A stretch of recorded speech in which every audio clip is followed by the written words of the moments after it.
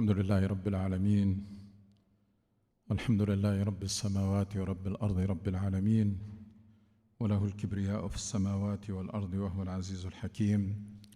الحمد لله الذي بنعمته تتم الصالحات. ربنا لك الحمد حتى ترضى ولك الحمد إذا رضيت ولك الحمد بعد الرضا. صلى اللهم وسلم وبارك على سيد الأولين والآخرين محمد وعلى آله وصحبه أجمعين ومن تبعهم بإحسان إلى يوم الدين. أشهد أن لا إله إلا الله وحده لا شريك له الملك الحق المبين، وأشهد أن محمدا عبده ورسوله وصفيه من خلقه وخليله وأمينه على وحيه. يا أيها الذين آمنوا اتقوا الله حق تقاته ولا تموتن إلا وأنتم مسلمون.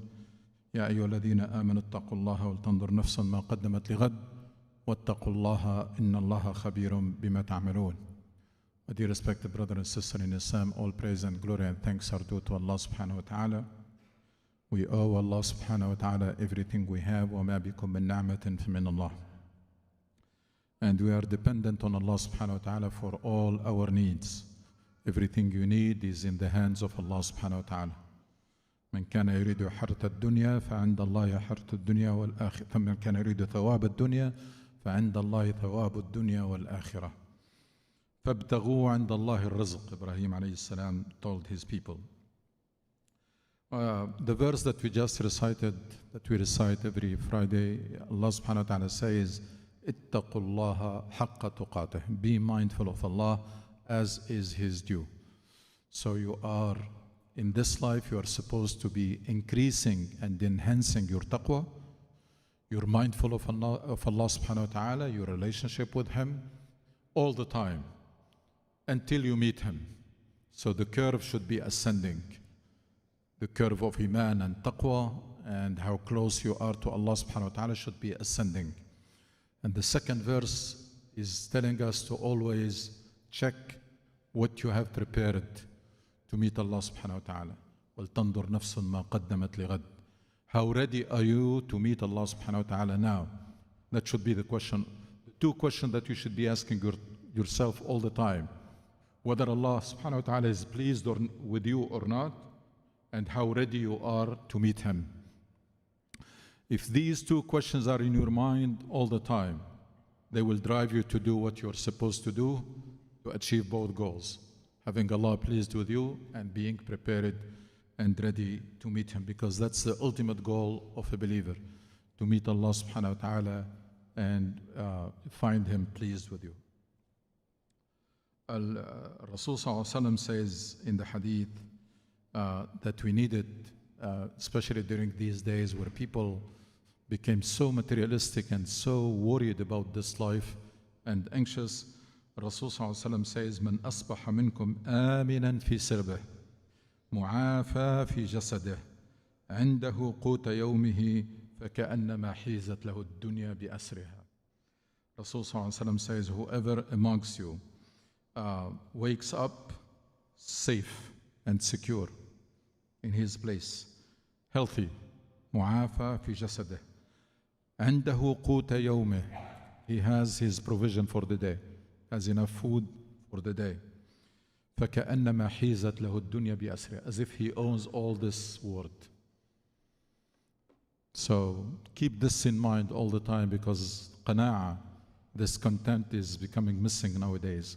People are always trying to make more money and spend more money, and they get into that vicious cycle and they forget to be satisfied with what Allah subhanahu wa ta'ala has given them. Be ambitious. Try to be the richest person on earth and the most successful, so that you can do more fi sabilillah. But this worldly life should always be in your hand, never in your heart. As one of the scholars was asked one time, he said that a very rich person can be zahid, meaning this life is not extremely important for him, and a very poor person can be someone who is very anxious. So it's not about how much money you have. It's about whether it's in your hand, it's a tool that you're using it fi sabilillah, or it became a goal, something that you worship and you're worried about it all the time.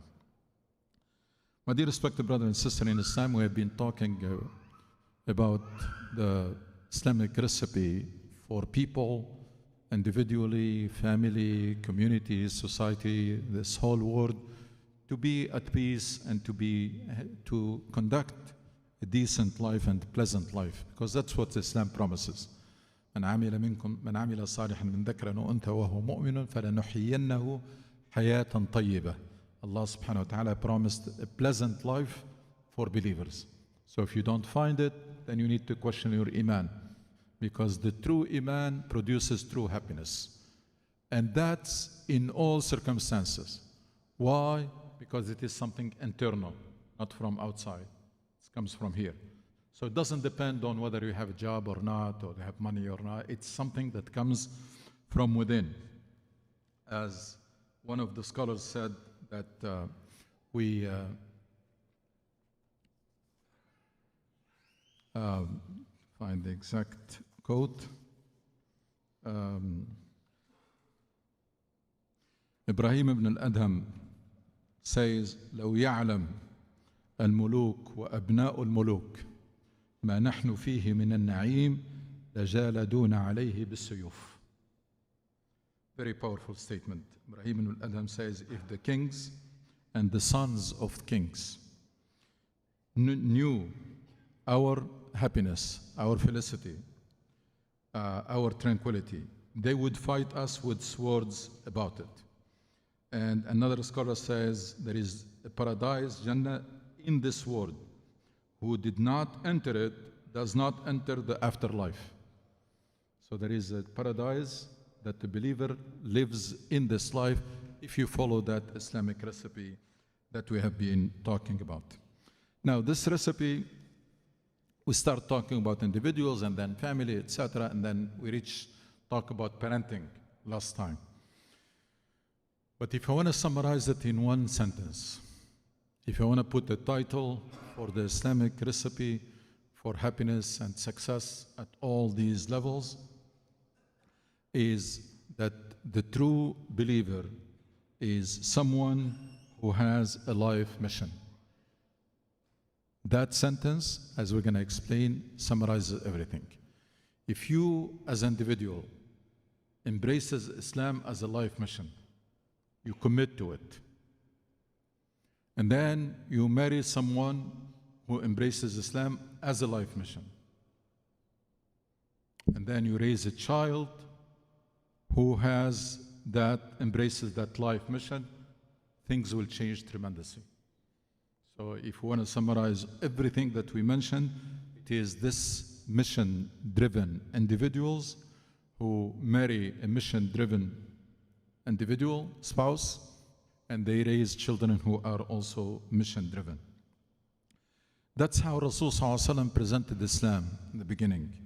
And that's how the companions understood and embraced Islam. They pledged and committed to dedicate their life to understand and fulfill the purpose of Allah subhanahu wa ta'ala, whatever it takes, in pursuit of Ridwanullah. Make this commitment and see what change is going to happen in your life. This commitment, again, pledge.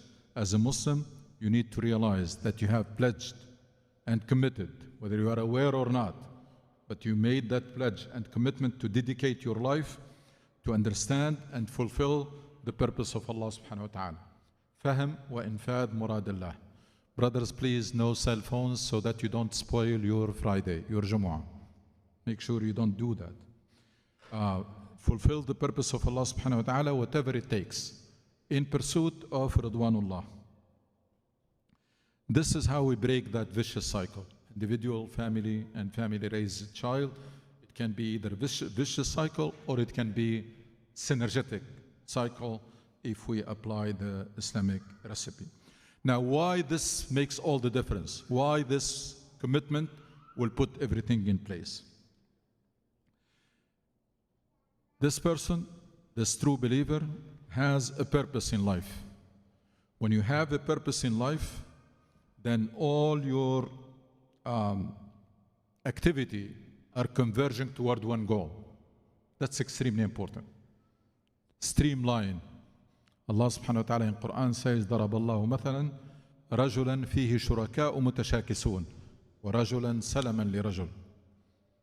There is a big difference between one has masters, they are fighting each other all the time. And this poor person is trying to satisfy those masters and they are not in agreement. That's the person who has conflicting goals in life.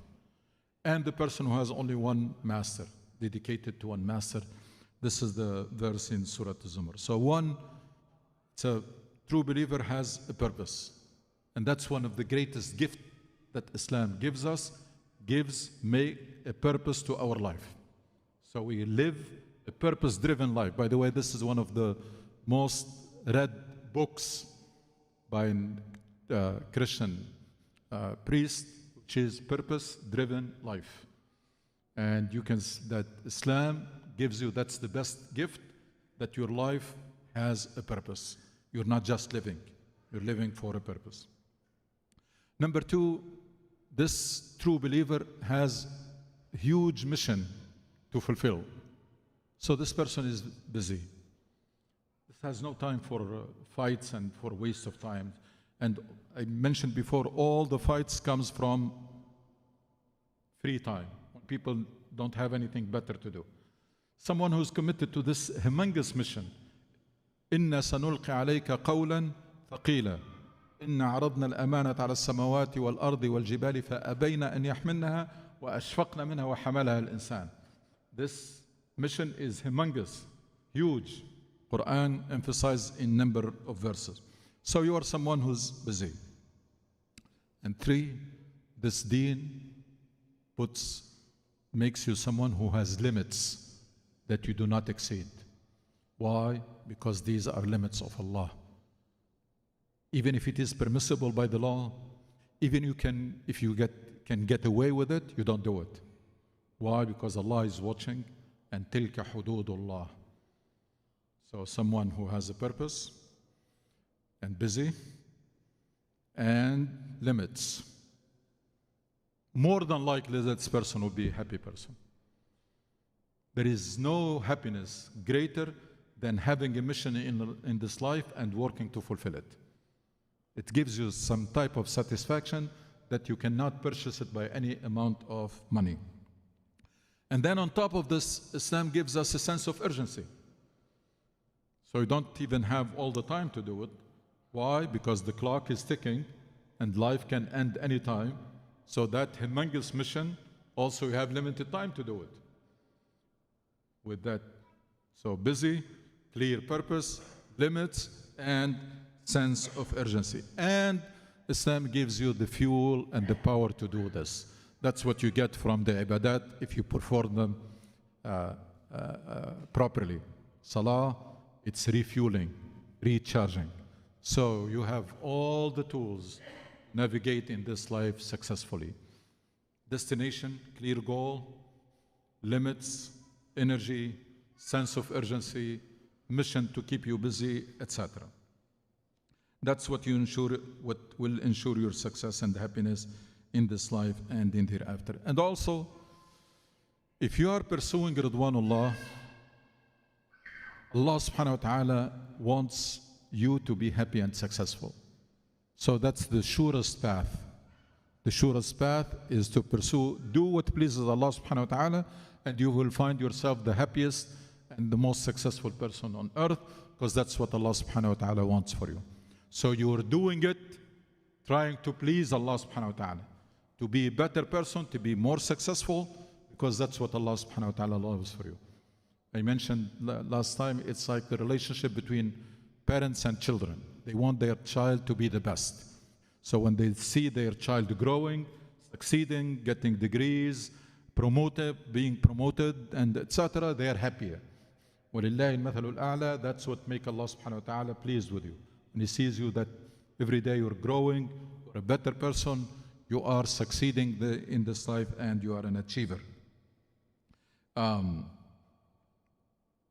And this mission, as we mentioned several times, divided into three main tasks that you should always remind yourself when you wake up in the morning and hold yourself accountable at night. One track is your iman and taqwa and the relationship with Allah subhanahu wa ta'ala. Every day you have to make some progress on this track. What did you do to get closer to Allah? What did you do to get to know Allah subhanahu wa ta'ala more? What did you do to improve your ibadat, your worship acts, etc.? Then we have the track of tazkiyah or self-development. What did you do to be a better person today?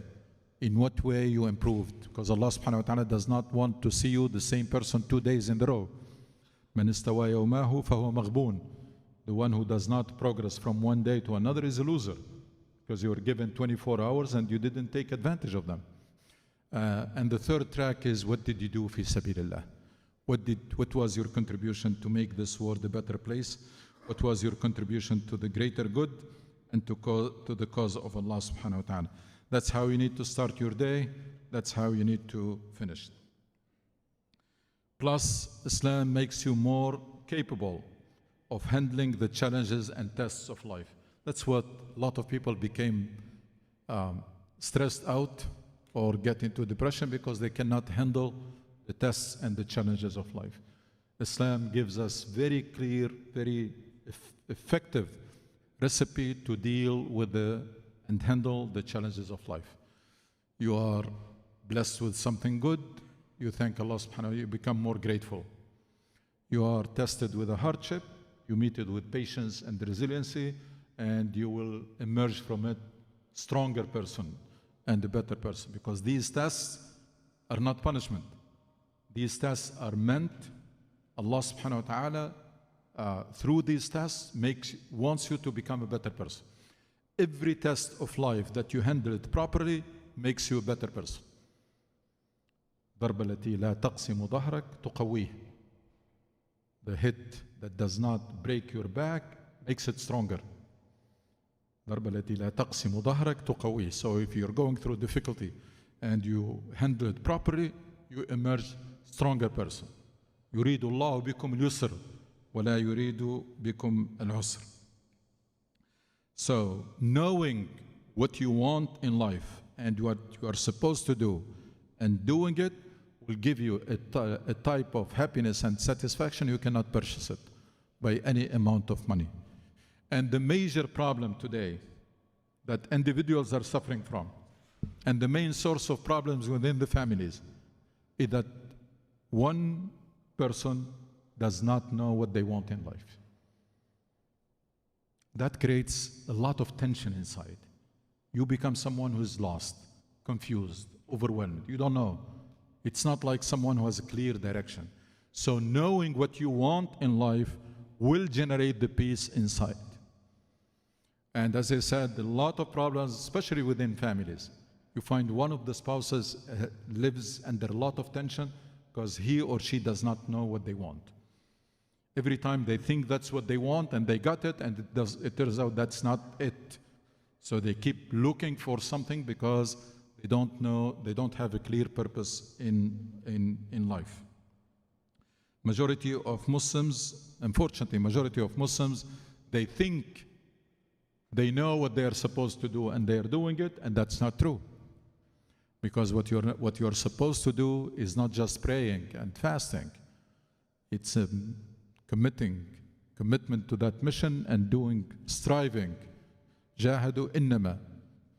Exclusive. The definition of believers are the ones who they spare nothing fi sabilillah.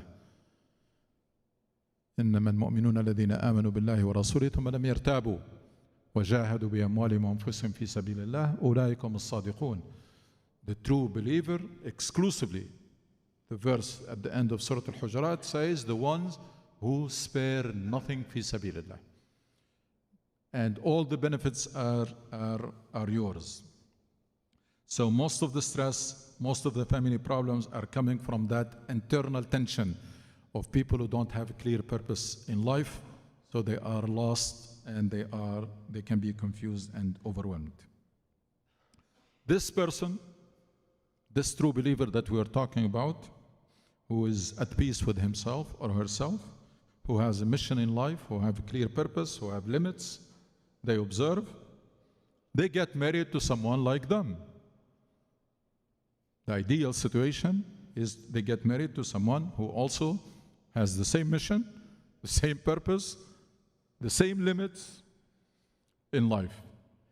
Believe me, the chances of this marriage to succeed will increase substantially. Almost certain, almost guaranteed that two individuals who have the same purpose in life, same mission, and observing the same limits, that if one of them tells the other that's haram, they stop, chances of this marriage to succeed becomes very close to 100%. And the lack of this, and vice versa, the lack of this will compromise the chances of this marriage to succeed. If people, they are not on the same page, either both of them are lost, or one has mission, purpose, and limits, and the other is lost. That marriage is more than likely is going to fail.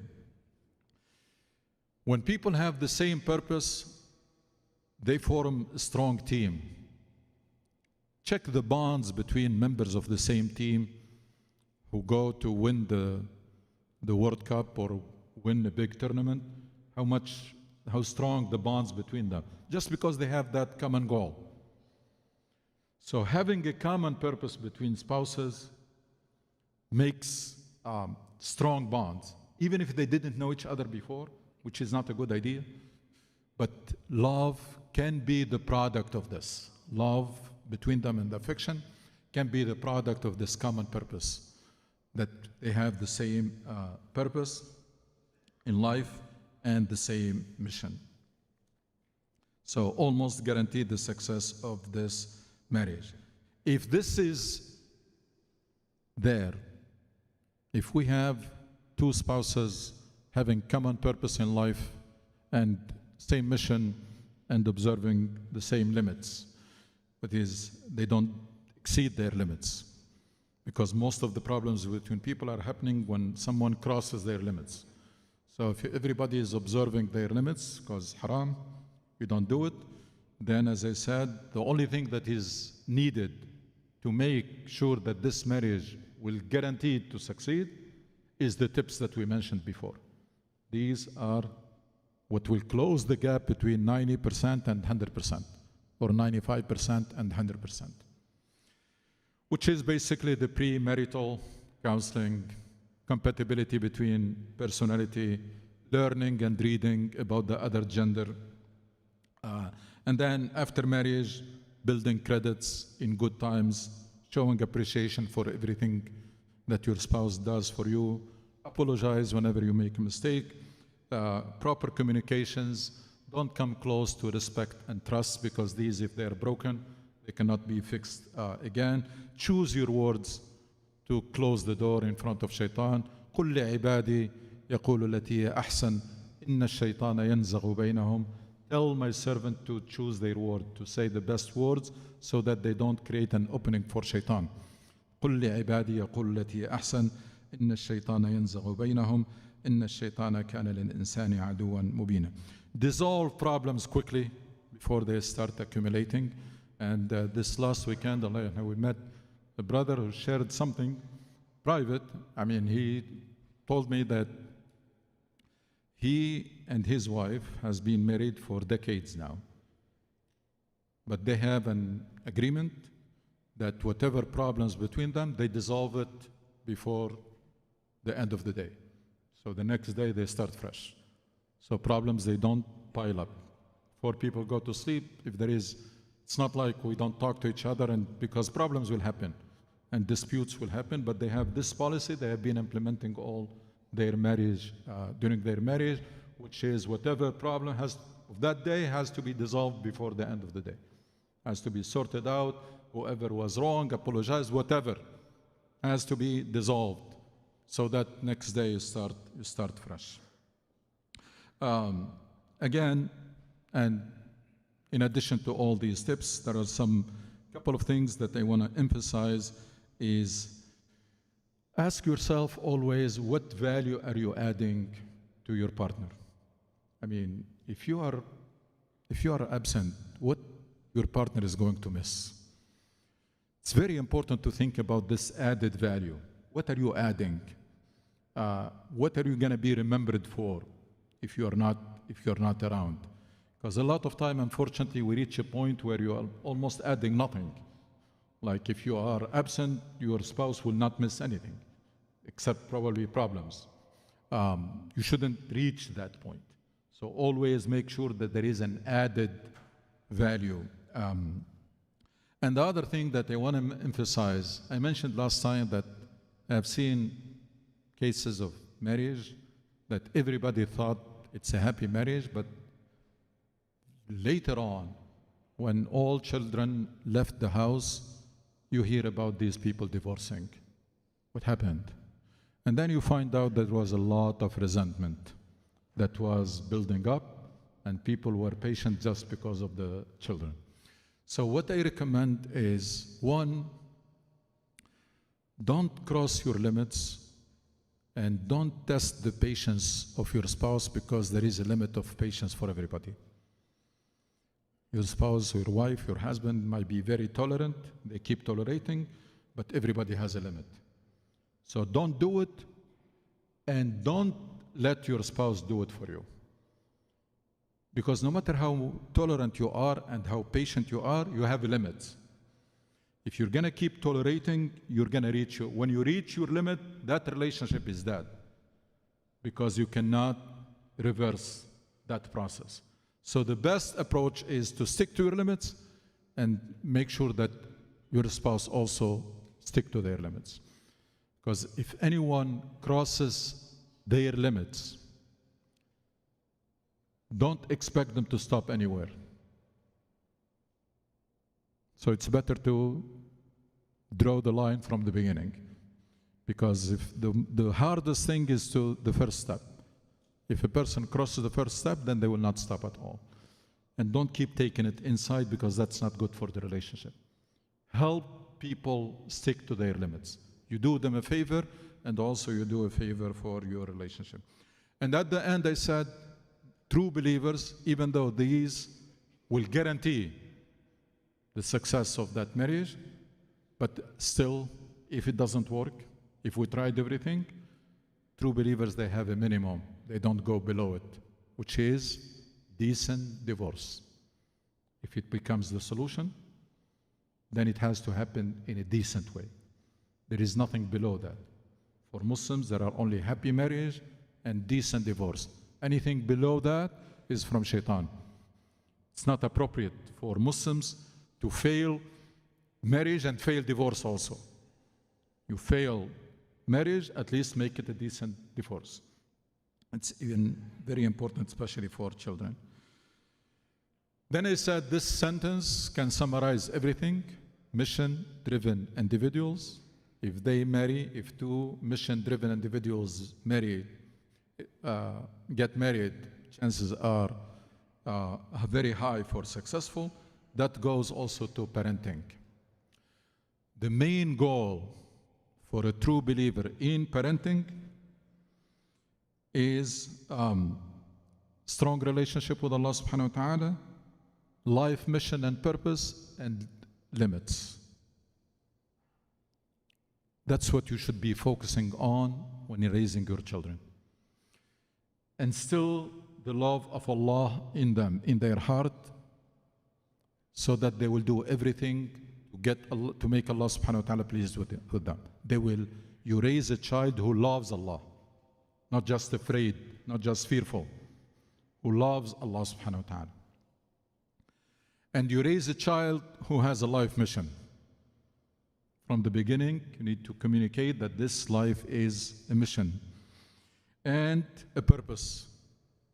That child will live a purpose-driven life. And then you raise a child who observe their limits. Akhlaq. Rasul sallallahu alaihi wasallam said he was sent just to perfect the manners of people. Raise a child who is honest, truthful, who someone has the discipline, and someone who has very strong brakes. They know how to stop and stick to their limits. There is one saying that says, "علموا أولادكم الصدق والصدق سيعلمهم كل شيء." Something like this. Teach your children honesty and truthfulness, and that will teach him everything else. Because a truthful person is someone who's disciplined. They know that cannot use lying. Truthful, honest, so teach your children honesty and truthfulness, and that will teach them everything else. Most of the parenting is done before the child is born. Most of the parenting is done before the child is born. Why? How? One, happy family, that's a very good step in successful parenting. If the child is born in a happy family, full of love and respect and trust, you did most of the job. Big part of your job as parent is done already. Two, being a role model. Develop yourself into a role model for your child. That makes your parenting job much, much easier. And three, reading. Reading about different phases of your child. Because I have seen it time and again, a lot of Muslim parents, they do a good job with children when they are little. Why? Because they have full control on them and the child has no choice but to obey. But where the failure happens, in the transition. When the child becomes a teenager, parents have no clue what's going on. They continue with the same old ways, treating them as a kid, and that, well, the clash happens. Why? Because of ignorance. They didn't do their job to read what's going on with this child. This child is going through difficult transition. You have to be aware of it. Their personality, they have tendency to reject, to be rebellious. So a lot of failure happen in that transition, and it is because of reading.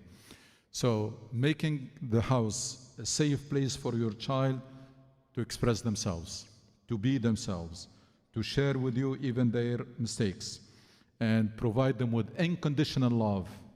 Even if they make a mistake, you can talk about it, you can fix it. Even if you are penalizing your child or reprimanding it, it should not be out of anger. Should be done quietly in their best interest, and should never push your child. I hear this time and again of children who are thinking their parents hate them. Why? Because of that anger. So, and because of that ignorance. So make sure that it's unconditional love. Even when your child make a mistake and they pay for it, you make them pay for it. That's good for discipline. But still, that's not, your love to them should continue and should remain unconditional. وَتُوبُوا إِلَى اللَّهِ إِنَّهُ غَفُورٌ رَحِيمٌ.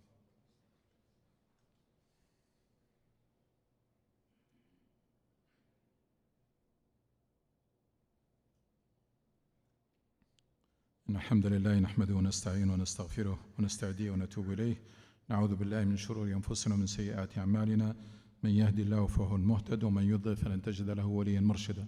My dear respected brother and sister in Islam, as I said, prevention, 1 ounce of prevention is worth tons of cure. You do these things, your parenting job will be very easy. Being a role model and provide that happy and safe environment, and reading and learning about child psychology, even basic books. You don't have to become an expert, but at least you need some basic knowledge. And they said, well begun is half done. You do that, parenting job becomes so easy. You don't do that, parenting job becomes very difficult and very unlikely to succeed. So, and it's never too late. It's never too late to open a fresh page, whether in spousal relationship or in parenting. ربنا اتنا في الدنيا حسنة وفي الآخرة حسنة وقنا عذاب النار. اللهم اشف مرضانا وارحم موتانا توفنا وانت راض عنا واختم بالصالحات أعمالنا واجعل خير أعمالنا خاتمها وخير أيامنا يوم نلقاك. ربنا ارحم والدينا كما ربونا صغارا وارحم موتانا وجميع موتى المسلمين. لا إله إلا أنت سبحانك إنا كنا من الظالمين. صلى اللهم على سيدنا محمد وأقم الصلاة.